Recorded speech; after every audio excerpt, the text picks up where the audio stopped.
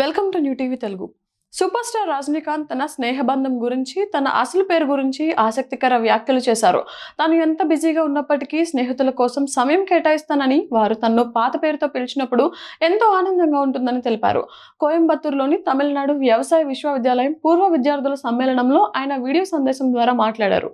టీఎన్ఏయు 1975-79 బ్యాచ్కు చెందిన పూర్వ విద్యార్థుల సమ్మేళనం వర్సిటీ క్యాంపస్లోని అన్నా ఆడిటోరియంలో జరిగింది.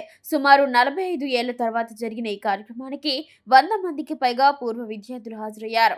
ఈ కార్యక్రమానికి రజనీకాంత్ హాజరు కాలేకపోయినా ఒక ప్రత్యేక వీడియో సందేశాన్ని పంపారు. ఈ సందర్భంగా రజనీకాంత్ మాట్లాడుతూ, నేను ఎంత బిజీగా ఉన్నా ప్రతి 6 నెలలకు ఒకసారి బెంగళూరు వెళ్తాను.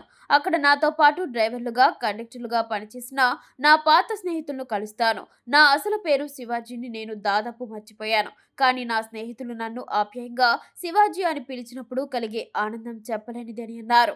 బంధువుల కంటే స్నేహితులను కలవడం మరింత ఆనందాన్ని ఇస్తుందని ఆయన పేర్కొన్నారు. ఈ విశ్వవిద్యాలయం నుంచి మాజీ డీజీపీ శైలేంద్రబాబు, ప్రభుత్వ మాజీ ప్రధాన కార్యదర్శి ఇరై అన్బు వంటి ఎందరో గొప్ప వ్యక్తులు ఉన్నత స్థాయికి చేరుకోవడం గర్వంగా ఉందని ప్రశంసించారు.